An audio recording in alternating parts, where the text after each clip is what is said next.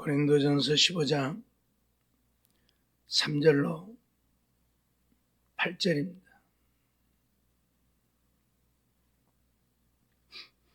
자,였으면 우리 같이 보도록 하겠습니다. 고린도전서 15장 3절로 8절 같이 봅니다. 내가 받은 것을 먼저 너희에게 전하였노니 이는 성경대로 그리스도께서 우리를 죄를 위하여 죽으시고 장사 지낸 바 되었다가 성경대로 사흘 만에 다시 살아나서 게바에게 보이시고 후에 12 제자에게와 그 후에 500여 형제에게 일시에 보이셨나니 그 중에 지금까지 태반이나 살아있고 어떤 이는 잠들었으며 그 후에 야고보에게 보이셨으며 그 후에 모든 사도에게와 맨 나중에 만삭되지 못하여 난 자 같은 내게도 보이셨느니라. 아멘. 부활의 증인이라, 그런 제목으로 또 하나님의 말씀을 생각하면서 함께 은혜를 나누고자 합니다. 예수님이 과연 부활했느냐 하는 논쟁을 수없이 하고 있고 지금도 하고 있죠. 어떤 사람들은 예수님의 부활은 거짓이라 하고, 어떤 사람들은 예수님은 정말 부활하셨다 하고, 사실 우리는 예수님이 부활했는지 부활하지 않았는지 알지 못하지요. 왜냐하면 그 시대에 살지 않았기 때문입니다. 그래서 역사적인 사건들을 통해서만 우리는 예수님의 부활을 예견해 볼 수 있지요. 오늘 고린도전서 15장에서 바울 사도는 부활의 증인들을 우리에게 소개하고 있는데, 다른 사람들은 제쳐두고 우리가 바울을 보게 되어지지요. 먼저 바울은 부활의 증인들에 대해서 맨 먼저 게바를 소개하고 있죠. 베드로이지요. 베드로는 실질적으로 이 땅에 존재했던 인물 중에 하나이고, 그는 예수님을 위해서 기꺼이 순교했던 인물입니다. 그런데 우리가 성경을 보면 베드로는 예수님을 믿고 따르는 자이기는 했지만 세상 것을 위해서 예수님을 믿고 따랐던 자이고, 그래서 예수님이 십자가에 못 박히실 때에는 예수님을 부인하고 말았던 자가 바로 베드로인지요. 그가 훗날 예수님을 위해서 기꺼이 순교를 하게 되어지는데, 베드로는 예수님이 지신 십자가형을 언도받고 예수님처럼 내가 어떻게 십자가를 바로 지고 갈 수 있겠느냐 해서 십자가를 거꾸로 지고 죽었다는 역사가들의 기록이 있습니다. 로마에 가서 보면 베드로가 순교한 곳이 있는데 그곳에 가면 그런 형상들이 그려져 있습니다. 베드로가 십자가에 거꾸로 매달려서 죽는 모습을 그려놓고 있죠. 뿐만 아니라 오늘 야고보를 소개하고 있는데, 야고보 역시 예수를 믿지 않는 예수의 형제들이었습니다. 예수님의 형제들이 여럿 있는데 그 중에 하나가 야고보이지요. 그런데 이 예수님의 형제 야고보는 예수님을 믿지 않았던 자입니다. 고린도전서 오늘 7절을 보면, 15장 7절을 보면 예수님의 부활을 목격하지 못했다면 이 야고보는 여기에 소개되지 않았을 겁니다. 그런데 바울 사도는 게바 다음에 야고보를 소개하고 있지요. 7절에 보면 그 후에 야고보에게 보이셨으며 라고 말하고 있는데, 오늘 사도행전 11장 14절을 보면 이 야고보는 요한복음 7장 3절로 5절에 보면 야고보는 예수를 믿지 않았습니다. 예수님의 형제들이 예수님을 향해서 예루살렘에 올라가라고 얘기를 하죠. 그러면서 자기를 드러내고자 하면서 왜 예루살렘에 올라가지 않느냐, 예루살렘에 올라가서 자기를 드러내야 할 것 아니냐라고 말을 하지요. 그런데 7절 말씀을 보면 저희들은 예수를 믿지 아니함일러라고 기록을 하고 있습니다. 그러니까 예수님의 형제들은 예수님을 메시아로 믿지 않았던 자들이죠. 예수님의 형제들이면서 우리가 잘 아는 대로 예수님의 고향 사람들이 예수를 믿지 않았던 것과 같은 원리이죠.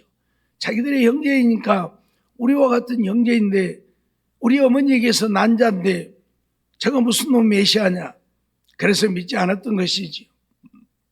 그런데 사도행전 11장 보면 이 마가의 다락방에 모여서 기도하던 무리들 중에 이 야고보, 예수님의 형제들이 함께 있어서 기도하는 것을 보게 되어지죠. 사도행전 11장 14절 말씀 보면 거기에는 여자들도 있었고 예수님의 모친 마리아도 있었고 예수님의 아우들도 그곳에 있어서 더불어 마음을 같이하여 전혀 기도에 힘썼다고 말씀을 하고 있습니다. 그러니까 이 예수님의 형제인 야고보도 예수님이 부활한 것을 목격하고 난 이후에 예수를 믿었다고 볼 수밖에 없습니다. 그래서 바울 사도가 여기에 야고보를 따로 말하고 있는 것입니다. 그리고 바울은 맨 나중에 만삭되지 못하여 난자 같은 내게도 보이셨다고 선언을 하고 있죠. 우리가 잘 아는 대로 바울이 누구입니까? 예수 믿는 자들을 잡아서 죽이고 옥에 가두기 위해서 혈안이 되어 있었던 자가 아닙니까? 그런 그가 예수님만이 우리의 구원자라고 예수를 믿어야 구원을 얻을 수 있다고 증거하는 일에 그는 생명을 바쳤습니다. 로마에 가면 바울 사도가 순교당한 장소가 있고 그곳에 바울의 기념 교회가 세워져 있는데 그곳에 가면 바울이 순교당할 때 사용되어졌던 단두대가 지금도 보관되어져 있습니다. 뾰족하게 생긴 기둥인데 그 기둥에 목을 얹어놓고 내리쳐서 죽였던 것이지요. 바울은 그렇게 순교를 당하면서까지 복음을 전했던 것을 오늘 우리는 보게 되어지지요. 바울은 복음을 전할 때에도 말로 형용할 수 없는 고난을 당하였지요. 그럼에도 불구하고 그는 복음을 포기하지 않았습니다. 우리가 잘 아는 대로 사도행전 20장 24절 말씀을 보면 예루살렘에 올라가면 결박과 환난이 나를 기다린다 하나 주 예수께 받은 사명 곧 은혜의 복음 전하는 일을 마치려 하면은 나의 생명을 조금도 귀한 것으로 여기지 않는다고 그는 고백하고 있습니다.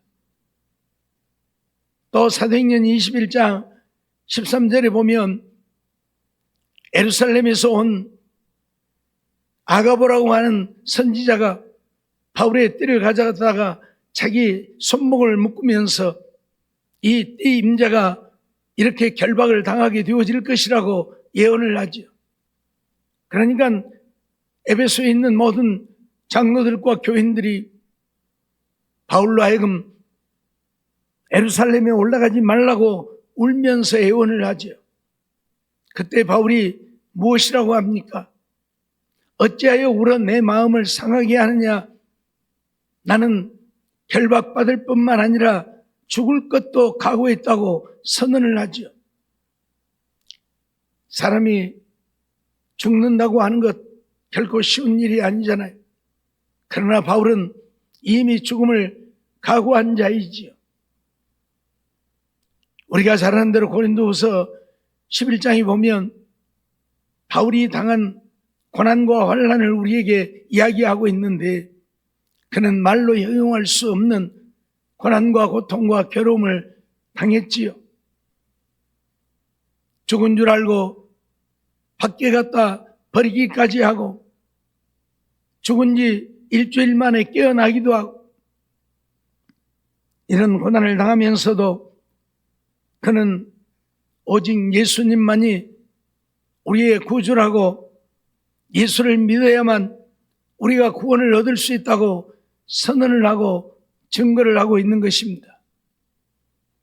예수 믿는 자들을 잡아서 옥에 가두고 죽이는 데 앞장섰던 그가 이렇게 변하게 되어진 이유가 무엇입니까? 그가 부활하신 예수님을 만나지 못했더라면 과연 이러한 일들이 일어날 수 있었겠습니까? 불가능한 일이지 않습니까? 유대교에서 가장 명성이 높았던 자 중에 한 사람 사울입니다. 대제사장이 자기들의 고난을 위임할 정도로 신임하는 사울이었습니다. 그런 그가 자기가 수십 년 믿고 따라왔던 유대교를 배신하고 예수 그리스도를 믿게 되어진 이유가 무엇입니까? 부활하신 예수님을 만났기 때문입니다. 비록 예수님의 제자는 아니요, 예수님이 부활하실 그 당시에는 예수님을 목격하지 못했지만 다메섹 도상에서 부활하신 예수님을 만나게 되어진 것이지요. 단지 다메섹 도상에서 예수님만 만나게 되어진 것입니까? 그는 하나님 나라로 불려 올라간 자입니다. 바울이 고백하고 있는 것처럼 그가 몸 안에 있었는지 몸 밖에 있었는지는 모르지만 하나님 나라에 가서 하나님 나라에 말할 수 없는 것을 보고 온 자이고 그곳에 가서 예수님을 만난 자입니다. 살아계시는 예수님, 죽음을 이기고 부활하여 하나님 나라, 하나님 보좌 우편에 계시는 예수님을 만나고 온 자입니다. 그러기에 그는 생명을 바쳐서 예수 그리스도만이 우리의 구주라고 예수를 믿어야만 우리가 구원을 얻고 영원한 생명을 얻는다고 증거하는 일에 그의 생명을 바쳤습니다. 오늘 우리는 이러한 사실들을 잊어버리지 말아야 할 것입니다. 누가 뭐라고 해도 가장 강력한 부활의 증인은 바울입니다.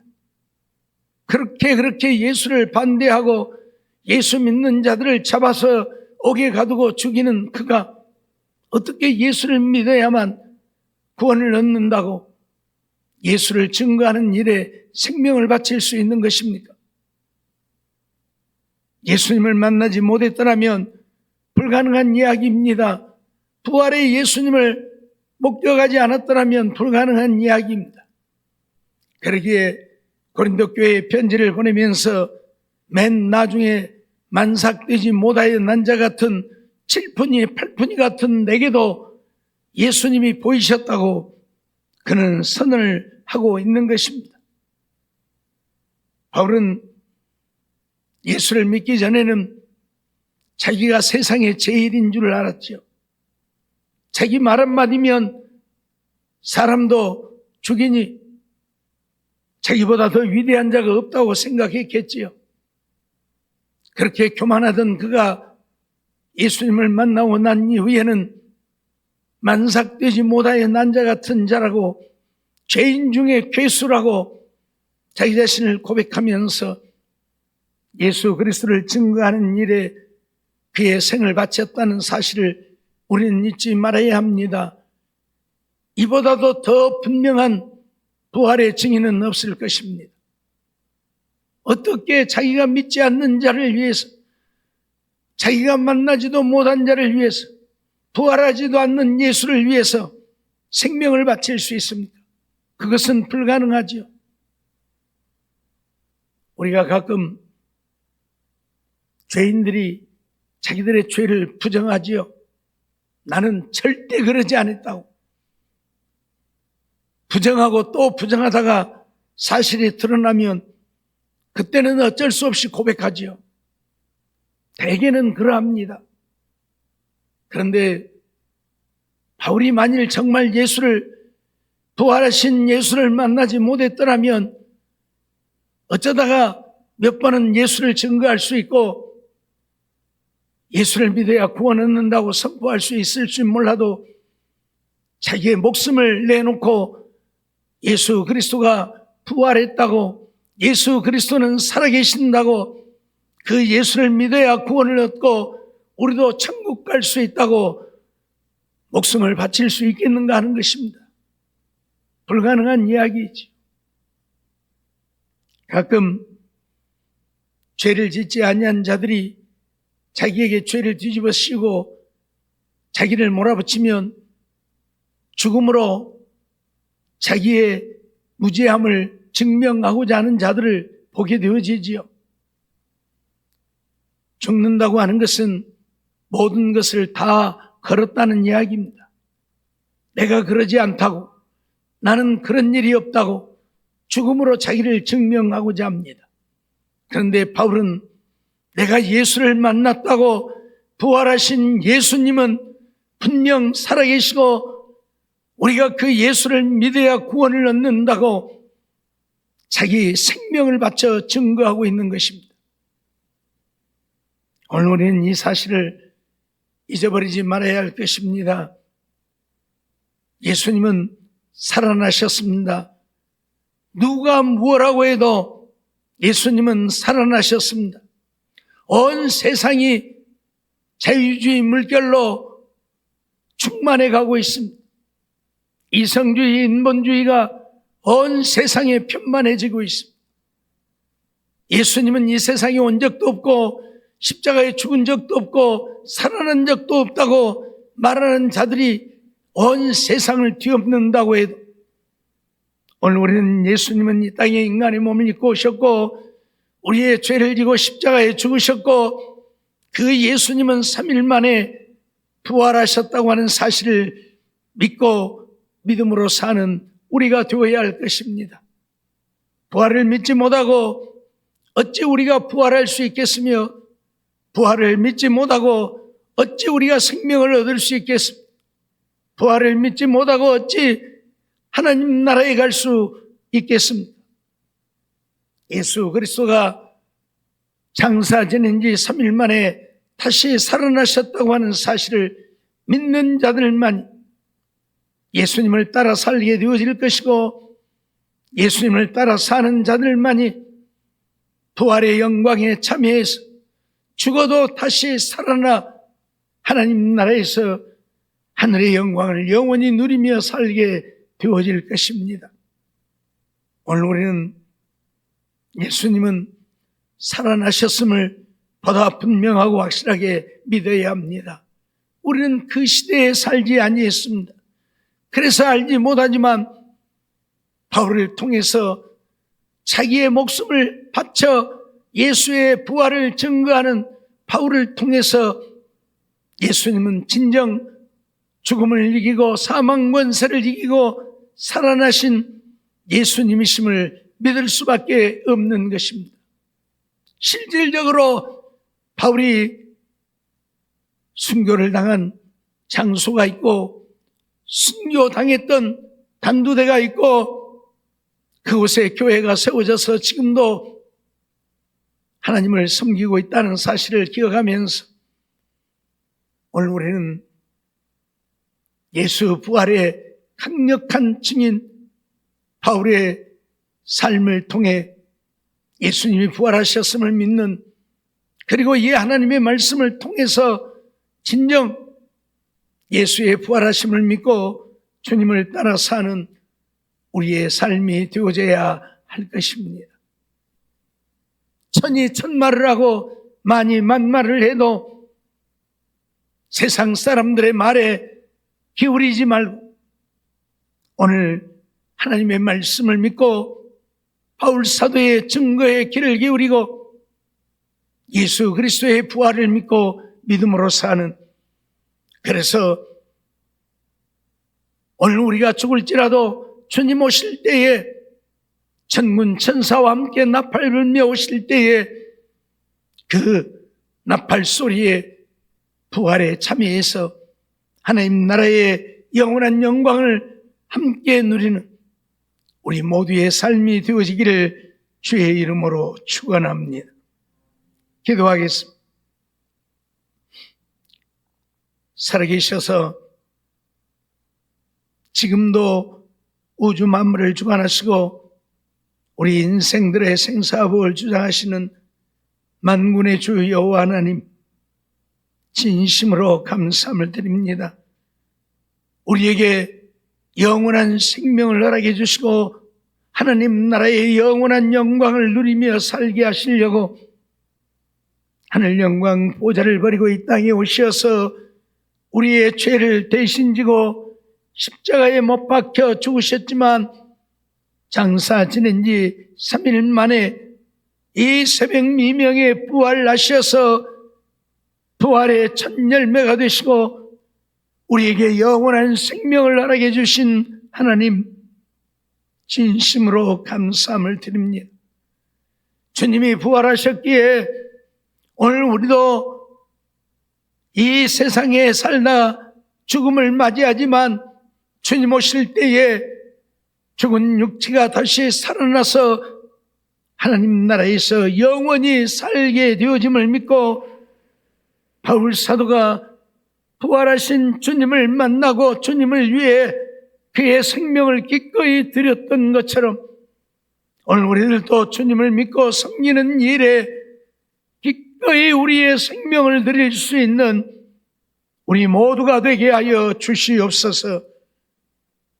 험한 나그네 인생길이지만 세상을 살아가는 것들이 만만치 아니하고 힘들지만 그러나 신앙의 선진들을 바라보고 그들이 살았던 삶을 본받아서 죽을 때 죽을지라도 주님만을 믿고 의지하고 주님 안에 사는, 주의 말씀대로 믿고 순종하여 사는 우리의 삶이 되어져서 하나님을 기쁘시게 하고 하나님의 거룩한 뜻을 이루고 하나님 영광 온 땅에 드러내고 살다 주님 앞에 가서 잘하였도다, 착하고 충성된 종이라 인정받고 큰 상을 얻고 멸류관 쓰고 하늘의 영광을 영원히 누리며 사는 우리 모두가 되게 주시옵소서.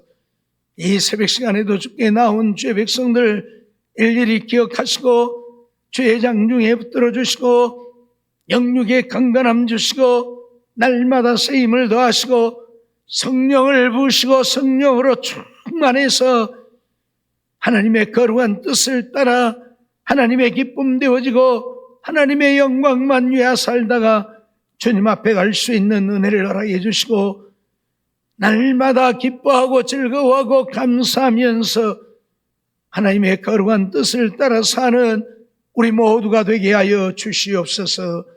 미사옵고 예수님의 이름으로 감사하며 기도하옵나이다. 아멘.